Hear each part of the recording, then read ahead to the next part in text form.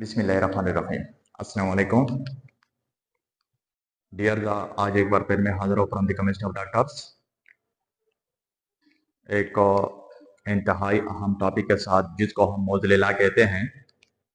Mozzarella के बारे में मैंने पार्ट 1 और पार्ट टू दी हैं और आज जो आखिरी पार्ट है पार्ट 3 और वो है Moseley correction in the Bohr atomic model. कि बोहर एटॉमिक मॉडल में मोज़ले ने किस तरह करेक्शन किए हैं या बोहर एटॉमिक मॉडल क्या कहते हैं या बोहर एटॉमिक मॉडल किसके लिए यूज होता है, ये मोज़ले कब हम यूज करेंगे। आज जो मेरा पार्ट 3 है मैं इसी चीज को क्लियर करने जा रहा हूँ कि मोज़ले और बोहर में फर्क क्या है। तो डियर्स हम आते हैं इनके दरमियान पार्ट 3 में। पार्ट 1 और पार्ट 2 साथ साथ भी सबसे पहले पार्ट 1 देख ले, फिर पार्ट 2 देख ले।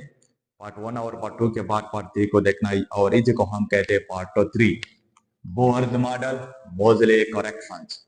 अब ये बात डियर्स नोट कर ले कि जो सबसे पहला जो मोज़ले हैं वो यूं है ना, सॉरी बोहर जो एटॉमिक मॉडल है, Bohr atomic model dears note कर ले। तो Bohr atomic model is for uni electron system.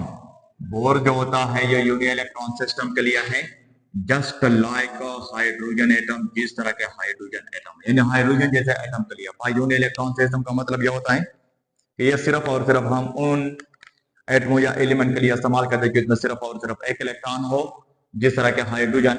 ये बोहर एटॉमिक मॉडल को हम इसके लिए इस्तेमाल करते हैं।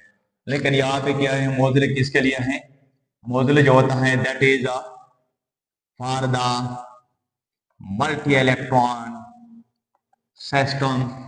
ये मल्टी इलेक्ट्रॉन सिस्टम के लिए है, मल्टी इलेक्ट्रॉन सिस्टम के लिए। यानी मल्टी इलेक्ट्रॉन सिस्टम का मतलब ये होता है कि जब एक से ज्यादा इलेक्ट्रॉन हो, यानी अगर एक से ज्यादा इलेक्ट्रॉन हो तो फिर क्या होता है, तो फिर मोज़ले, हम मोज़ले को इस्तेमाल करते हैं, मोज़ले को यूज करेंगे, मोज़ले को हम फॉलो करेंगे। लेकिन अगर हम यूनी इलेक्ट्रॉन सिस्टम को हम लेते हैं जिस तरह का हाइड्रोजन होता है, तो फिर या हेलियम He+1 वगैरह, इसको अगर हमने यूज करना, अगर हमने लेना हो तो फिर हमने बोहर एटॉमिक मॉडल को फॉलो करना होगा।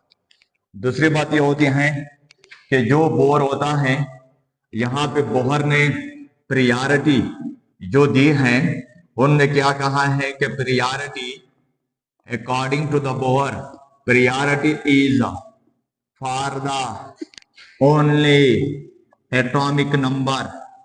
बोहर ने यहाँ पे जो फ्रीक्वेंसी, जो कि मैंने पार्ट 1 और पार्ट 2 में मैंने की है, पार्ट 1 में मैंने दी है कि जो फ्रीक्वेंसी होती है अकॉर्डिंग टू द बोहर, ये क्या होती है, ये atomic square of the atomic number के डायरेक्ट प्रोपोर्शन होता है।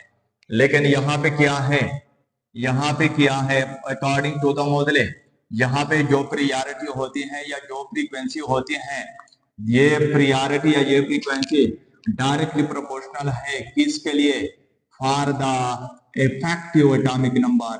मीन्स के यहाँ पे मोज़ले ने इफेक्टिव एटॉमिक नंबर को यूज किया, इफेक्टिव एटॉमिक नंबर को यूज किया, जबकि बोहर ने सिर्फ और सिर्फ एटॉमिक नंबर को लिया। और तीसरी डिफरेंसेस हैं, जो मॉडिफिकेशन है या जो मोज़ले करेक्शन है इन द बोहर एटॉमिक मॉडल में, वो क्या है। अगर हम यहाँ पे कर ले कि चूंकि बोहर एटॉमिक मॉडल जो होता है ये for the uni electron system के लिए है, ये क्या है, ये यूनी इलेक्ट्रॉन सिस्टम के लिए है। यूनी इलेक्ट्रॉन सिस्टम का मतलब ये होता है कि ये हाइड्रोजन जैसे एटम के लिए है। तो डियर बात नोट कर ले कि हाइड्रोजन में एक्सरे पैदा नहीं होता है, यानी हाइड्रोजन एटम जो मुझे दे रहा है, they does not give X-ray, ये मुझे X-ray, no X-ray that produced in the hydrogen atom. Hydrogen atom में एक्सरे पैदा नहीं होते। वहां पे जो होते हैं हाइड्रोजन एटम में जो होता है ओनली स्पेक्ट्रल लाइंस या एनर्जी जो होती है, ये क्या होती है, ये इमिटेड होती है। एनर्जी जो होती है ये एमिटेड होती है, लेकिन कब, during the jumping from the upper to the lower shell. जब electron from the upper to the lower shell. जब इलेक्ट्रॉन अपर से लोअर शेल पे आता हो तो इस दौरान जो एनर्जी खारिज होगी ये सिर्फ और सिर्फ इसी दौरान कहता है कि जो एनर्जी खारिज होगी ये उसी एनर्जी के लिए है। ये बात नोट कर ले कि चूंकि ये तो फॉर द हाइड्रोजन एटम के लिए है, ये तो हाइड्रोजन एटम के लिए उन्होंने यूनि इलेक्ट्रॉन सिस्टम के लिए उन्होंने लिए हैं। अगर यूनि इलेक्ट्रॉन सिस्टम के लिए है तो इस दौरान यानी हाइड्रोजन एटम इस दौरान यानी इलेक्ट्रॉन जो होते हैं फ्रॉम अपर हाइड्रोजन की सूरत में जब electron from upper to lower shell की तरफ आते हैं तो वहां पे जो एनर्जी खारिज होगी वो energy of the longer wavelength की होगी। बात नोट कर ले रिया, ऑफ द लॉन्गर वेवलेंथ के लिए होगी। और जब भी लॉन्गर वेवलेंथ होगी तो फिर लॉन्गर वेवलेंथ की जो एनर्जी होगी that is not the X-rays, ये एक्सरेज नहीं होते, ये एक्सरेज नहीं मींस कि जो बोहर एटॉमिक मॉडल होते हैं Bohr atomic model is not used for the x-rays, इसको हम एक्सरेज के लिए इस्तेमाल नहीं कर सकते। हाँ, जनरल स्पेक्ट्रल लाइन या जनरल एनर्जी के लिए हम इस्तेमाल करते हैं जब electron from upper to the lower shell की तरफ आता हो। लेकिन यहाँ पे क्या है, जो मोजले है, जो मोजले ने करेक्शन किए हैं या जो मोजले जिस मोजले को हम इस्तेमाल करते हैं तो मोजले चूंकि किसके लिए हम इस्तेमाल करते हैं, मोजले for the multi electron system के लिए हम इस्तेमाल करते हैं। जब मल्टी इलेक्ट्रॉन सिस्टम के लिए हम इस्तेमाल करते हैं इट मींस कि यहाँ पे जब इलेक्ट्रॉन जो होते हैं या जो स्पेक्ट्रल लाइन जो होते हैं, जो स्पेक्ट्रल लाइंस पैदा होते हैं कब के फ्रॉम जब electron from upper to the lower shell की तरफ आता हो, जब electron from upper to the lower shell की तरफ आता हो तो इस दौरान जो एनर्जी खारिज होगी वो एनर्जी क्या होगी, शॉर्टर वेवलेंथ की होगी। वो एनर्जी किसकी होगी, शॉर्टर वेवलेंथ की होगी। और इसी शॉर्ट वेवलेंथ की एनर्जी को हम कहते हैं that is called as x-rays, और इसको हम एक्सरेज कहते हैं। इसको हम क्या कहते हैं, एक्सरेज कहते हैं। इट मींस इसका मतलब यह होता है कि जो मोजले करेक्शन है या जो मोजले लॉ है, Moseley law is only and only, Moseley law is only and only for the X-rays, ये एक्सरेज के लिए है। मोजले लॉ किसके लिए है, ये एक्सरेज के लिए, नोट कर ले। जबकि बोहर एटॉमिक मॉडल जो होता है ये एक्सरेज के लिए नहीं है। जो तीसरी ना जो चौथी डिफरेंसेस हैं, जो बोहर एटॉमिक मॉडल है, बोहर एटॉमिक मॉडल कहता है कि जो डेल्टा ई होती है ऑफ द स्पेक्ट्रल लाइंस ये बराबर होती है 13.6 Z square into 1/n1 square minus 1/n2 square के बराबर है। यानी 13.6 Z square into 1/n1 square minus 1/18 square electron volt के बराबर है। लेकिन यहाँ पे मोजले क्या कहते हैं, मोजले ने इसमें करेक्शन कर दी कि नहीं, यहाँ पे जब हम मल्टी इलेक्ट्रॉन सिस्टम को लेते हैं तो एनर्जी जो डिफरेंस होती है वो किसके बराबर होती है, 13.6 Z minus B whole square into 1/n1 square minus 1/n2 square के बराबर होगी। ये किसने कहा, ये मोजले ने कहा कि जेड माइनस बी, क्योंकि जेड माइनस बी किसके, जेड माइनस बी का क्या मतलब होता है, जेड माइनस बी का मतलब यह होता है effective atomic number. Effective atomic number का मतलब यह है, ये पार्ट 1 में मैंने कर दिया है कि जहां पे स्क्रीनिंग इफेक्ट हो, जहां पे क्या हो, स्क्रीनिंग इफेक्ट हो।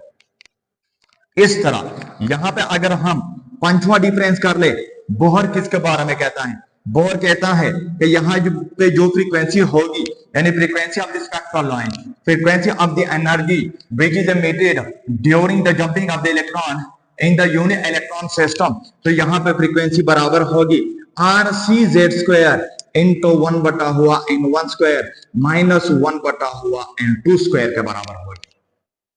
यानी यहाँ पे जो फ्रीक्वेंसी होगी यानी according to the Bohr frequency बराबर होगी RC(Z) square into 1/(-n1 square minus 1/(-n2 square. लेकिन यहाँ पे तो जब होगी, जब हम मोजले को लेते हैं मल्टी इलेक्ट्रॉन सिस्टम को जब हम लेते हैं तो फ्रीक्वेंसी जो होगी ये बराबर होगी, किसके बराबर होगी, RC(Z minus B whole square, RC(Z minus B whole square into 1/(n1 square minus 1/(n2 square के बराबर होगी।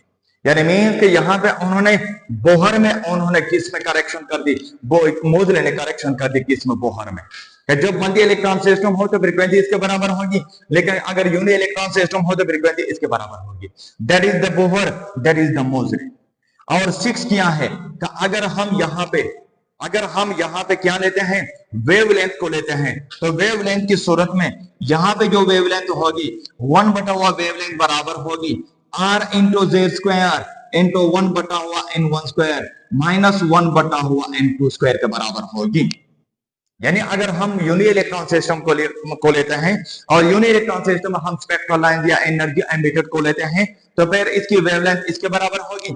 लेकिन जब भी हम मोजले करेक्शन करते हैं, जब भी हम मोजले को लेते हैं तो 1 बाई लैम्डा बराबर होगी, 1 बाई लैम्डा बराबर होगी